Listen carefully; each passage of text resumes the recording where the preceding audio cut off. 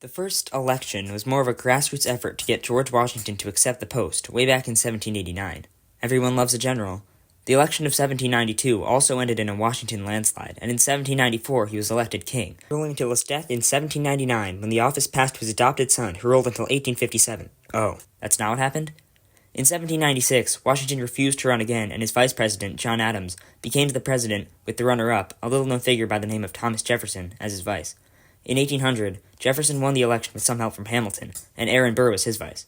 Because the system for vice president was decidedly weird, Jefferson changed it, and won in 1804 with running mate George Clinton against Charles C. Pinckney and his running mate Rufus King. That same duo ran in 1808, but lost to James Madison and George Clinton, who died in 1812. In that same year, Madison won again with running mate Elbridge Gerry against DeWitt Clinton and Jared Ingersoll. Gerry died in 1814, leading me to believe that Madison is a serial vice president killer. The Democratic Republicans again dominated in 1816 with the victory of James Monroe and Daniel Tompkins over Rufus King and John E. Howard, and again over no one in 1820. What an era of good feelings. In 1824, Democrat Andrew Jackson won the most popular and electoral votes, but didn't get a majority, leading to the House of Representatives picking John Quincy Adams, son of John Adams, in a sort of corrupt bargain. Somehow, John C. Calhoun ran as both of their running mates. Please make it make sense. In 1828, though, Jackson managed to get the win over Adams and Richard Rush, with his vice being John C. Calhoun, who resigned in 1832. Everyone loves a general. Jackson won again in 1832 with running mate Martin Van Buren over Henry Clay and John Sargent. He handpicked Van Buren as his successor, who won in 1836 with running mate Richard Johnson over William Henry Harrison and Francis Granger, as well as Hugh Lawson White and John Tyler. 1840 saw the tables turn as Harrison and Tyler defeated Van Buren and Johnson. Everyone loves a general. Too bad Harrison died after only a month. James K. Polk and George Dallas won over Henry Clay and Theodore Frelinghuysen in 1844 with the slogan 54-40 or fight.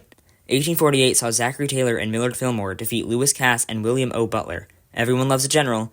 Too bad Taylor died after just over a year. Franklin Pierce and William King achieved victory in 1852 over Winfield Scott and William A. Graham. I guess everyone doesn't love a general.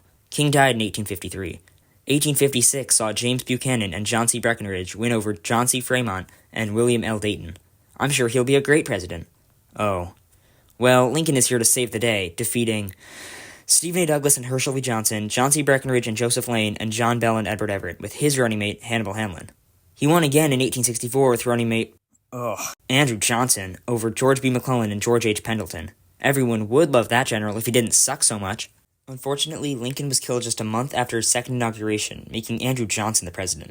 1868 saw Civil War General Ulysses S. Grant and Schuyler Colfax defeat Horatio Seymour and Francis P. Blair Jr., and in 1872 he won over Horace Greeley and Benjamin G. Brown with running mate Henry Wilson. Everyone loves a general. Unfortunately, Wilson died in 1875. In 1876, Rutherford B. Hayes and William Wheeler defeated Samuel J. Tilden and Thomas Hendricks in a somewhat controversial affair, but the Republicans continued to dominate in 1880 with the victory of James Garfield and Chester Alan Arthur over William Scott Hancock and William English. Charles Guiteau had some thoughts about that one. Anyway, Grover Cleveland and Thomas Hendricks won over James G. Blaine and John Logan in 1884, but Cleveland and Allen G. Thurman lost in 1888 to Benjamin Harrison and Levi Morton, then won again in 1892 with running mate Adlai Stevenson over Harrison and Whitelaw Reid. What a roller coaster, making Cleveland the first president to serve 2 non-consecutive terms. Speed Around, William Jennings Bryan, 1896, lost to William McKinley and Garrett Hobart, who died in 1899, with running mate Arthur Sewell. 1900, lost to William McKinley and Theodore Roosevelt with running mate Adlai Stevenson. McKinley was assassinated in 1901. 1904, sat out in favor of Alton B. Parker, who lost to Theodore Roosevelt and Charles W. Fairbanks with running mate Henry Davis. Everyone loves a Rough Rider. 1908, lost to William Howard Taft and James Sherman, who died in 1912 with running mate John W. Kern. Maybe the 4th try would have been the charm. Woodrow Wilson and Thomas Marshall won in 1912 over incumbents William Howard Taft and James Sherman, and again in 1916 over Charles Evans Hughes and Charles W. Fairbanks. 1912 was interesting because of Teddy Roosevelt's Progressive Party, which actually gained traction but just split the Republican vote. Not like anything worthwhile happened in the 1910s anyway. Moving on, 1920 saw Warren G. Harding and Calvin Coolidge defeat James M. Cox and Franklin D. Roosevelt. I'm sure that guy won't come up again. Harding died in 1923, making Coolidge the president. Silent Cal won in 1924 with running mate Charles Dawes over John W. Davis and Charles W. Bryan. Herbert Hoover won in 1928 with running mate Charles Curtis over Al Smith and Joseph T. Robinson. What a great president he'll turn out to be. Oh. Speed Round, Franklin D. Roosevelt. 1932, victory over Hoover and Curtis with running mate John Garner. 1936, Victory over Alf Landon and Frank Knox with running mate John Garner. 1940. Victory over Wendell Willkie and Charles L. McNary with running mate Henry Wallace.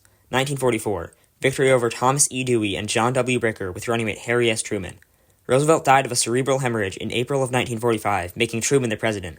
After his 4 elections, though, a limit of only 2 terms was added to the Constitution as the 22nd Amendment. Against all odds, Truman won in 1948 over Dewey and Earl Warren with running mate Alben Barkley. 1952 and 1956 were basically the same, Dwight D. Eisenhower and Richard Nixon defeating Adlai Stevenson II. Stevenson's running mates were John Sparkman and Estes Kefauver, respectively. Say it with me now, everyone loves a general. John F. Kennedy defeated Richard Nixon and Henry Cabot Lodge Jr. with running mate Lyndon B. Johnson in 1960. His term ended with his life in November of 1963 because of an assassin's bullet, making LBJ the president. Johnson won in 1964 over Barry Goldwater and William Miller with running mate Hubert Horatio Humphrey Jr. Humphrey lost in 1968 to Richard Nixon and Spiro Agnew with running mate Edmund Muskie. The totally not rigged election of 1972 brought Nixon and Agnew a victory over George McGovern and Sergeant Shriver. For some reason, Agnew and Nixon resigned in 1973 and 74, respectively. Can't think why. The temporary vice president, then president, was Gerald Ford, whose vice was Nelson Rockefeller. Oh, right. This was the first time that a president leaving didn't leave a vacuum in the VP spot. Thanks, 25th Amendment. Ford lost in 1976 to Jimmy Carter and Walter Mondale with running mate Bob Dole. Ronald Reagan won against Carter and Mondale in 1980, and again over Mondale and Geraldine Ferraro in 1984 in the biggest landslide in American history, 525 to 13. Yikes. In both cases, Reagan's running mate was George H.W. Bush. Bush won in 1988 over Michael Dukakis and Lloyd Benson with running mate Dan Quayle. And some people whined about lip reading? Don't know what that's about. Anyway, Bush and Quayle lost in 1992 to Bill Clinton and Al Gore. Independent Ross Perot and James Stockdale didn't make a bad showing in the popular vote, but couldn't pull through in the totally not flawed Electoral College. Clinton and Gore won again in 1996 over Bob Dole and Jack Kemp. Gore ran in 2000 with running mate Joe Lieberman against George W. Bush and Dick Cheney, but lost in the closest election in U.S. history. Bush and Cheney won again in 2004 over John Kerry and John Edwards. History was made in 2008 with the victory of Barack Obama and Joe Biden over John McCain and Sarah Palin, making Obama the first black president in American history. Took him long enough. Obama and Biden won again in 2012 over Mitt Romney and Paul Ryan despite a racist birther movement. Donald Trump and Mike Pence defeated Hillary Clinton and Tim Kaine in 2016. However, Trump and Pence lost in 2020 to Joe Biden and Kamala Harris. In 2024, Trump won again over Kamala Harris and Tim Walz, with running mate J.D. Vance, making him the second president to serve 2 non-consecutive terms. We have yet to see how that turns out.